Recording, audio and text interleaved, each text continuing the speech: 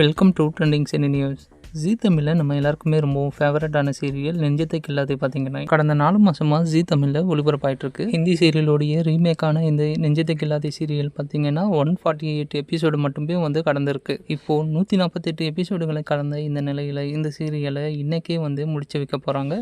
இன்றைக்கே பார்த்தீங்கன்னா இந்த சீரியலுடைய கிளைமேக்ஸ் எபிசோடு ஒளிபரப்பாக போகுது இரவு 7 மணிக்கு.